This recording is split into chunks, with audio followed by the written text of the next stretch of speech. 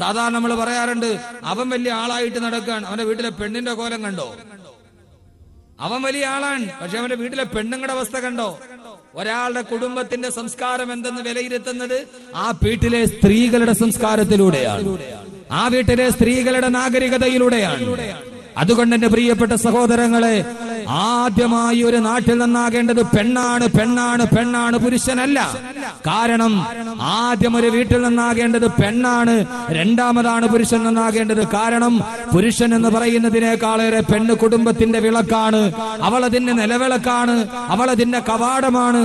മാത്രമല്ല, ഒരു പെണ്ണ് നന്നായാൽ ആ നാട്ടിലെ 100 പുരുഷന്മാര് നന്നാവും.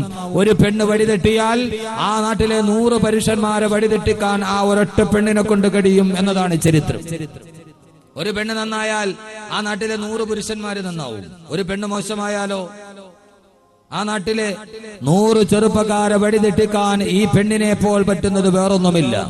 ഇതുകൊണ്ടാണ് ലോകത്തിന്റെ അന്ന് മുതൽ ഇതേവരെ അള്ളാഹുവിന്റെ വിശുദ്ധമായ ഖുർആൻ 114 അധ്യായങ്ങളുള്ള ഖുർആൻ, ആ ഖുർആനിൽ അള്ളാഹുവിന്റെ വിശുദ്ധമായ ഖുർആൻ തന്നെ പറഞ്ഞതെന്താ?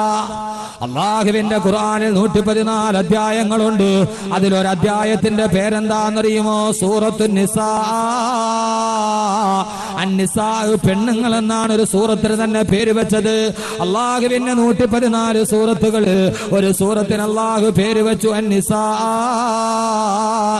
അന്നിസാ, സ്ത്രീകളെ കുറിച്ച് പറയാൻ തന്നെ ധാരാളം ആളുകൾ അറിവില്ലായ്മ കൊണ്ട് പറയാറുണ്ട്, ഇസ്ലാം സ്ത്രീകൾക്ക് സ്വാതന്ത്ര്യം നൽകുന്നില്ല, എപ്പോഴും പർദ്ദക്കുള്ളിൽ പെണ്ണിനെ അടച്ചിട്ടിരിക്കുകയാണ്. നല്ല സഹോദരങ്ങളെ, സ്ത്രീകളുടെ അവകാശത്തെ കുറിച്ച് പറയാൻ, സ്ത്രീകളുടെ അവകാശത്തെ കുറിച്ച് പറയാൻ ഇത്രയേറെ വരികൾ മാറ്റിവെച്ചൊരു ഗ്രന്ഥമുണ്ടെങ്കിൽ അത് അല്ലാഹുവിന്റെ വിശുദ്ധ ഖുർആൻ. ലോകത്തുള്ള മുഴുവൻ ആളുകൾ സ്ത്രീകളോട് മോശമായി പെരുമാറിയപ്പോ, അവളെ ജീവിക്കാനുള്ള സ്വാതന്ത്ര്യം പോലും നഷ്ടപ്പെടുത്തിയപ്പോ, അല്ലാഹുവിന്റെ ഖുർആൻ ലോകത്തോട് പറയുകയാണ്, സ്ത്രീകളോട് നിങ്ങൾ മോശമായി പെരുമാറരുതേ. യാ അയ്യുഹല്ലദീന ആമനൂ ലാ യഹില്ലു ലക്കും അൻ തരിസുൻ നിസാ കറഹാ فلا تعذلوهن لتذهبوا ببعض ما آتيتموهن إلا أن يأتين بفاحشة مبينة وعاشروهن بالمعروف. അള്ളാഹുവിന്റെ ഖുർആൻ 14 നൂറ്റാണ്ടുകൾക്ക് മുമ്പ് പറഞ്ഞു, നിങ്ങൾ സ്ത്രീകളോട് നല്ല രീതിയിൽ പെരുമാറണേ. വഅശിറൂഹുന്ന ബിൽ മഅറൂഫ്, നിങ്ങൾ സ്ത്രീകളോട് നല്ലവരായി പെരുമാറണേ. ഇതാണ് സ്ത്രീയെ കുറിച്ചുള്ള ലോകത്തിന്റെ സങ്കല്പമെങ്കിൽ ഒരു കുടുംബത്തിന്റെ വാതിലാണ് പെണ്ണ്, ഒരു സമൂഹത്തിന്റെ കവാടമാണ് പെണ്ണ്. ആ പെണ്ണ് നന്നാകുമ്പോഴാണ് ലോകം നന്നാകുന്നതെന്ന് ഇത്രയേറെ നന്നായിട്ട് സ്ത്രീയെ കുറിച്ച് പറഞ്ഞ ഒരു പ്രവാചകനുണ്ടോ? അള്ളാഹുവിന്റെ പ്രവാചകൻ സ്വല്ലല്ലാഹു അലൈഹി വസല്ലമ. എന്റെ വിഷയത്തിന്റെ ആമുഖമായിട്ട് ഞാൻ പറയുകയാണ്, ഒരിക്കൽ പ്രവാചകൻ മദീനത്തിന്റെ നഗരിയിൽ നിൽക്കുമ്പോ ഒരനുയായിയടാ ഒട്ടകപ്പുറത്ത് തന്റെ ഭാര്യയെ വെച്ചുകൊണ്ട് യാത്ര ചെയ്യുകയാണ്. അയാളാണെങ്കിലോ താഴെ നിന്ന് ഒട്ടകത്തെ സ്പീഡിൽ ഓടിക്കുകയാണ്. കടിഞ്ഞാണ് പിടിച്ചു വലിച്ചിട്ട് ഒട്ടകത്തെ സ്പീഡിൽ നടത്തുമ്പോ മുകളിലിരിക്കുന്ന ഭാര്യ വേച്ചു വേച്ചു വീഴാൻ പോവുകയാണ്. ഇത് കണ്ട റസൂലുള്ള വിളിച്ചു അത്രേ, അഞ്ചശാ അഞ്ചശാ അഞ്ചശാ, നിന്റെ ഒട്ടകത്തെ മെല്ലെ നടത്തണേ അഞ്ചശാ. മുകളിലിരിക്കുന്ന പെണ്ണ് വീടാൻ പോകുന്നത് കണ്ടോ? ആ മുകളിലിരിക്കുന്നത് പെണ്ണല്ല, അവള് സ്ഫടികമാണ്, സ്ഫടികമാണ്, സ്ഫടികമാണ്.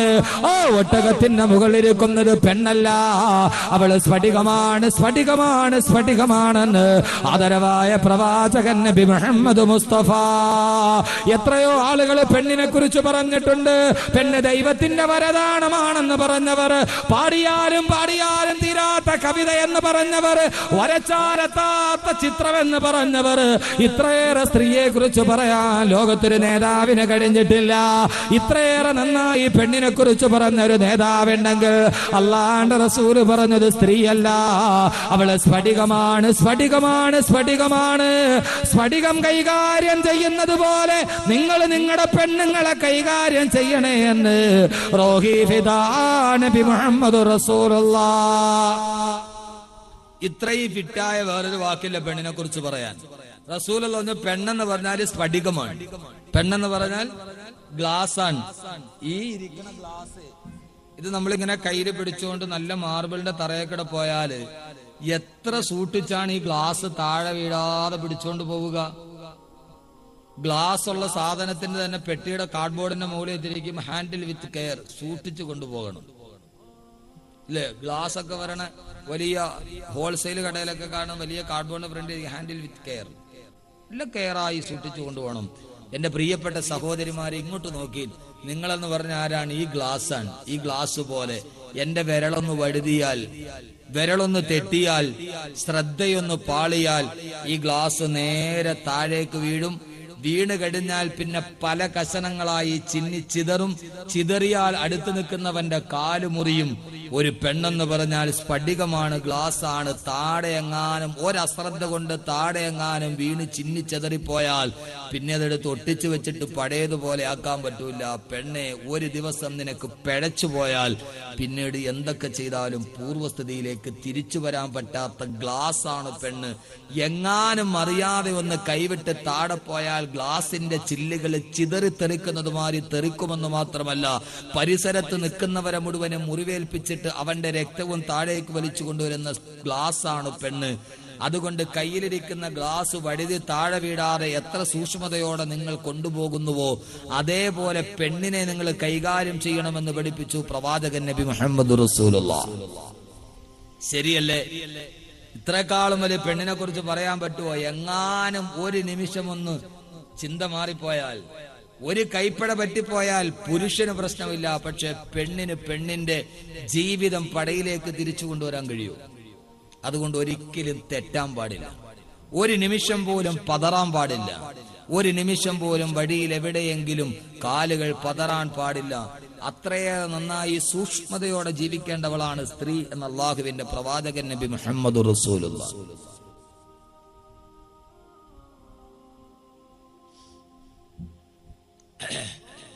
അപ്പൊ അതുകൊണ്ട് എന്ത് ചെയ്യണം?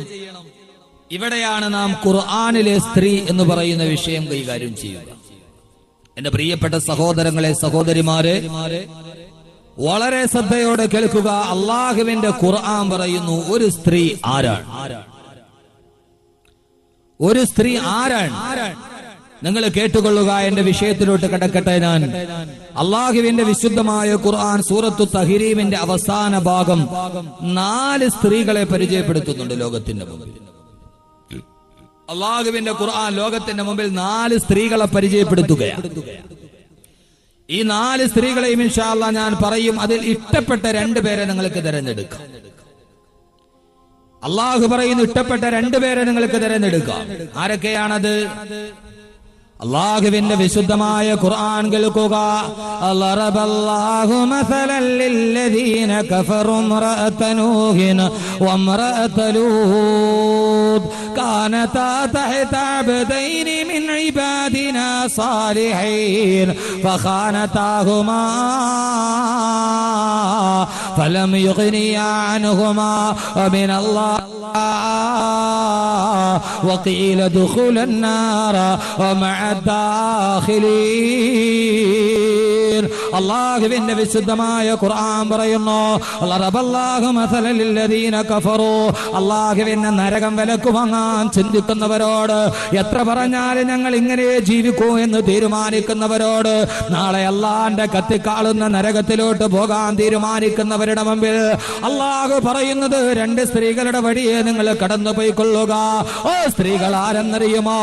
അല്ലാഹുവിന്റെ നരകത്തിലോട്ട്, കത്തിച്ചൊലിക്കുന്ന നരകത്തിലോട്ട് കടന്നു ചെല്ലാൻ ആഗ്രഹിക്കുന്നവരുടെ മുമ്പിൽ അല്ലാഹുവിന്റെ ഖുർആൻ പറയുകയാണ്, 2 സ്ത്രീകളെ നിങ്ങൾ റോൾ മോഡലാക്കിക്കൊള്ളുക. അവരാരെന്നറിയുമോ? അവരെ നിസ്സാരക്കാരല്ല. ഇംറഅത നൂഹിൻ വഇംറഅത ലൂത്, 2 പ്രവാചകന്മാരുടെ ഭാര്യമാരായ ബഹുമാനപ്പെട്ട നൂഹ് നബിയുടെയും ലൂത്ത് നബിയുടെയും ഭാര്യമാരാണവർ. അവരെ നിസ്സാരക്കാരല്ല പെങ്ങള്. എന്റെ ശബ്ദം കേൾക്കാൻ ഇവിടെ തടിച്ചുകൂടി എന്റെ പ്രിയപ്പെട്ട സഹോദരിമാരോട്, നാളെ നിങ്ങൾക്ക് കത്തിച്ചൊലിക്കുന്ന നരകത്തിലോട്ട് പോകണോ?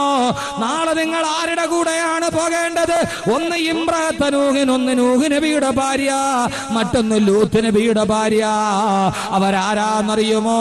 അല്ലാഹുവിന്റെ ഖുർആൻ പറയുകയാണ്, പറയാ കാനതാ തഹത അബ്ദൈനി മിൻ ഇബാദിനാ സാലിഹീൻ. അല്ലാഹുവിന്റെ സച്ചരിതരായ രണ്ടടിമകളുടെ അല്ലാഹുവിന്റെ റിസാലത്ത് ഏറ്റുവാങ്ങാൻ ഭാഗ്യം ലഭിച്ച രണ്ട് പ്രവാചകന്മാരുടെ ഭാര്യമാരാ. റിസാലത്തിന്റെ ശരീരത്തോട് കെട്ടിപ്പിടിച്ചു പരിരംഭണം ചെയ്ത് കിടന്നുറങ്ങാൻ ഭാഗ്യം ലഭിച്ച അപൂർവമായ ഭാഗ്യം ലഭിച്ച രണ്ട് പ്രവാചകന്മാരുടെ ഭാര്യാപദം അലങ്കരിച്ചാൻ ഭാഗ്യം ലഭിച്ചവരാ. പക്ഷേ അല്ല പറയുന്നത് കേൾക്കുക, ഫലം യുഗ്നിയാ അൻഹുമാ മിനല്ലാഹി ശൈആ, ഫലം യുഗ്നിയാ അൻഹുമാ മിനല്ലാഹി ശൈആ. അവർ അല്ലാഹുവിന്റെ അടുക്കൽ നിന്ന് ഒരു കാര്യവും അവർക്ക് നേടാൻ കഴിയുന്നില്ല. അല്ലാഹു ഇത്രയേറെ അവസരം കൊടുത്തിട്ട് അവർ അവസാനം പാടാക്കിയവരാണ്. നാളെ പരലോകത്ത് ചെല്ലുമ്പോ വകീല ദുഖുലന്നാറ മഅദ്ദാഖിലീൻ, വകീല ദുഖുലന്നാറ മഅദ്ദാഖിലീൻ. നാളെ പരലോകത്ത് അല്ലാഹു അവരോട് പറയുമത്രേ, നൂഹ് നബിയും ലൂത്ത് നബിയും സ്വർഗത്തിലോട്ട് പോകുമ്പോ അല്ലാഹു അവരെ ഭാര്യമാരോട് പറയും, നിങ്ങൾ നരകത്തിലോട്ട് പോയിക്കൊള്ളുക, നിങ്ങൾ നരകാവകാശികളാണ്. രണ്ട് പ്രവാചകന്മാരുടെ ഭാര്യമാർ അനുകൂലമായ സാഹചര്യത്തിൽ ജീവിച്ചിട്ട് അല്ലാഹുവിന്റെ സ്വർഗം കരസ്ഥമാക്കാൻ അവർക്ക് കഴിഞ്ഞില്ല. അവര് നാളെ നരകത്തിലോട്ട് പോകുമെന്ന് വിശുദ്ധ ഖുർആൻ. ആരാ രണ്ട് പ്രവാചകന്റെ ഭാര്യമാർ? ഒന്ന് നൂഹ് നബിയുടെയും ലൂത്ത് നബിയുടെയും ഭാര്യ. രണ്ടുപേരും നാളെ പരലോകത്തെത്തുമ്പോ അല്ലാഹു പറയും, നിങ്ങൾ നരകത്തിൽ പൊക്കോ. സാഹചര്യം അനുകൂലമായിട്ടും അവർക്ക് സ്വർഗം നേടാൻ കഴിഞ്ഞില്ല. ഇനി അല്ലാഹു പറയുന്നു, മൂന്നാമതാരാണ്? നിങ്ങൾക്ക് വേണമെങ്കിൽ രണ്ടുപേരെ തിരഞ്ഞെടുക്കാം. ഇനി